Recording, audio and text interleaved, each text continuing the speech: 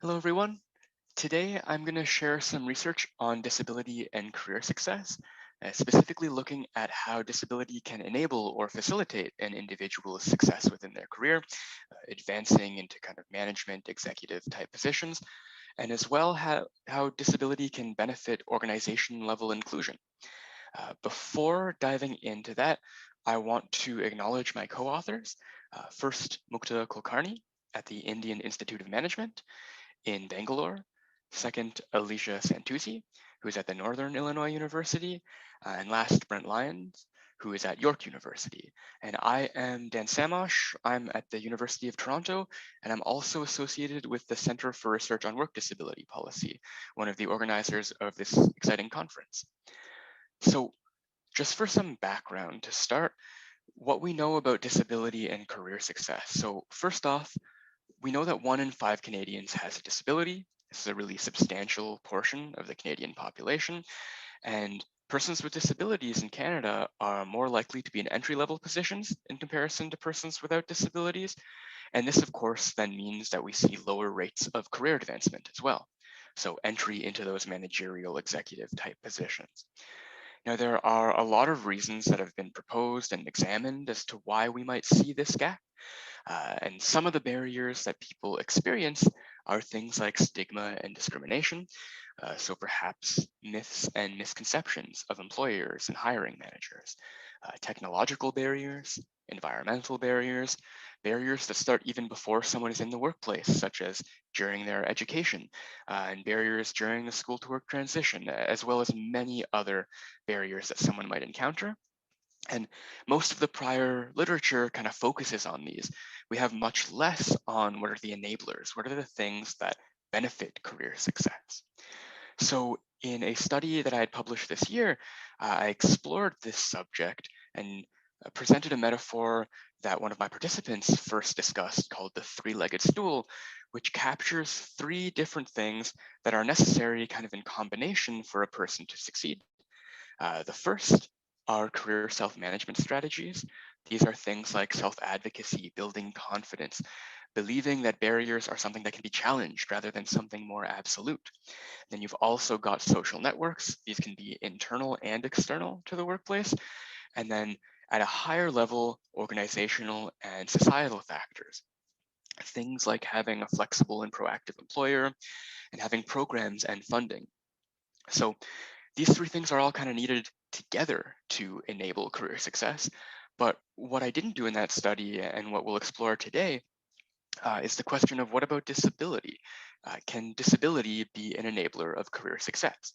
And so this gives us a bit more of an affirmative view, an affirmative understanding of disability. And I'll go into what I mean by that term affirmative now, and then we'll dive into the findings. So there are several different ways to understand what disability is and drawn from individual experience and as well as kind of systems that have imposed definitions of disability on people. The first definition, the more historical version that's still used today in medical systems often is called the medical model, which views disability as impairment. It's an issue of the individual and sees the problem really as something internal to a person. So this is, of course, can be a very problematic definition of disability when used alone. And so what came about from this was the social model of disability, which separates an individual impairment from the experience of disability and emphasizes that social and environmental barriers create disability. Now, both of these models, which are the most commonly used and kind of considered models, focus on problems, right? The problem is either of the individual or the problem is of the society, of the social environment and such. A third way of looking at disability, which can be used in combination with the first two, is the affirmative model. So this model builds from the social model to look at disability as a form of human diversity. And when we do that, when we see disability as simply an aspect of diversity, an aspect of lived experience, then we can see the potential for positive experience, as well as negative and neutral experience too, by kind of rejecting assumptions of tragedy in the medical model and dependence and abnormality, or kind of these barriers that are everywhere in the social model. So from there, right? We can say we have this affirmative understanding of disability, and not that it challenges the other two, but that it can be used in combination kind of with the other two. We can start to ask, right? How does disability potentially enable career success? So in the research that I conducted with the participants that I spoke with, there were two broad themes that they discussed, and we'll dig into the kind of sub-themes as well. The first theme is that participants would share that in some cases, disability was actually a form of ability. And this presented first as impairment itself being beneficial. So a quote there is a participant sharing that they were in a role that involved a lot of multitasking. And they said that they were constantly being pulled in many different directions. Next, they said, with my disability, I'm like that all the time anyway.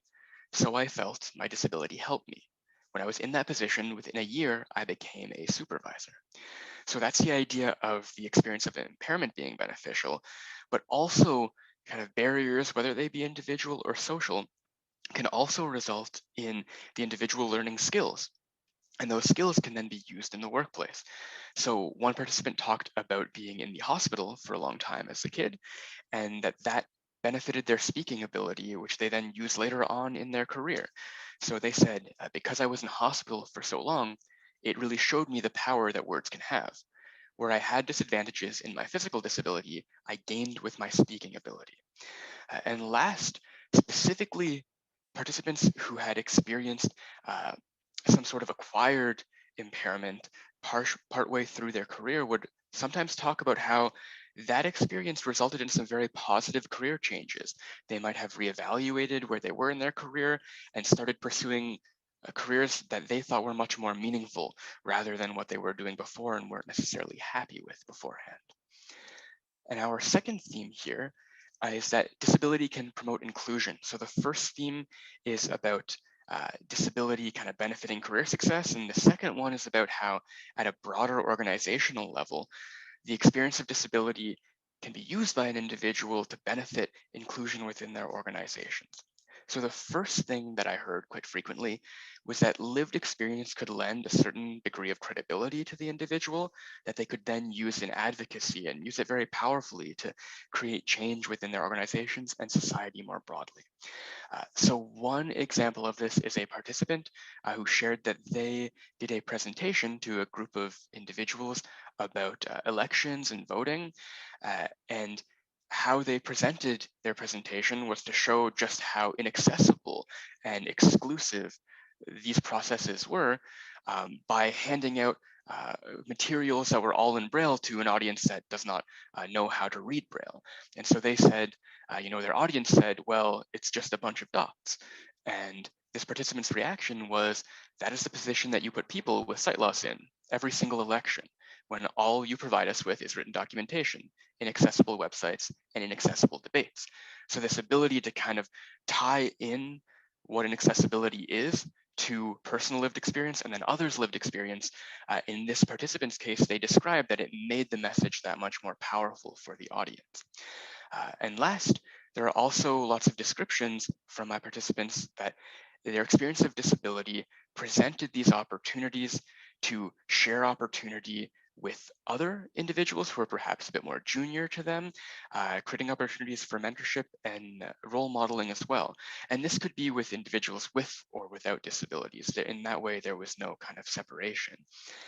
And so what those participants said was, it's more than seeing the heroes and saying we can all be heroes. No, we can't. That's not the way the world works. It's a nice dream, but that's not how it works. There are these structural things, these barriers. So you create opportunities for people to do things that they haven't done before and see that they can do them. So what are our key takeaways from these two main themes of findings and prior research on career success as well? Well, the first thing to remember is that there are many ways to individually experience disability. Right, we have these various models of disability, the medical, social model, and affirmative model, and many others still.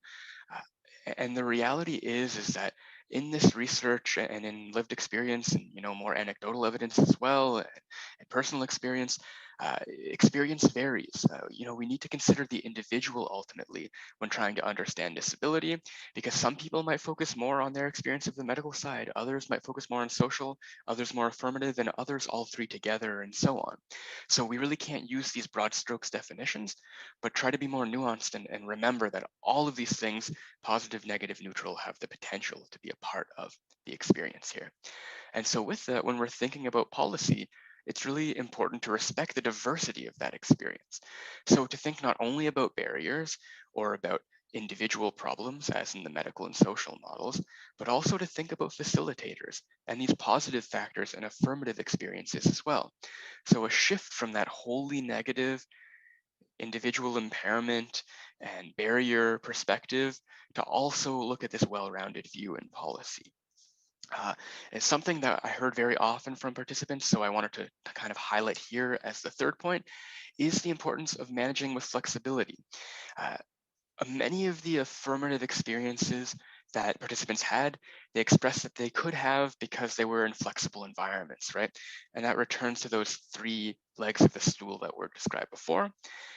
Last, right, when I'm talking previously about the opportunities to share, advancement and mentorship and role modeling, those become more available when organizations promote persons from diverse backgrounds. So it's really important to do that if we want to receive these inclusion benefits, to have that kind of critical mass in leadership roles. And the last point I want to make, because we've talked about affirmative experiences here today, is to be aware of positive stereotypes. It's a very different thing to say that an individual's experience can be positive, negative, or neutral, and the array of these, and to say that something like disability is only positive, right? To assume that experience is only good is really caricaturing, and that is in itself an issue as well. So to just remember that although we're talking about affirmative experience, to take that kind of well-rounded view when considering this or implementing it in your own work or life or whatever it is that you're doing. So I hope that you enjoyed this presentation. If you have any questions, comments, or feedback, please let me know. My email is on this page, and it is also dan.samosh@utoronto.ca. It would be great to hear from you. And before the presentation is over, the last thing I want to do is just acknowledge that this project was funded by the CRWDP, the Center for Research on Work Disability Policy, and it wouldn't have been possible without them. So yeah, thank you for taking part, and I hope you enjoy the rest of the conference.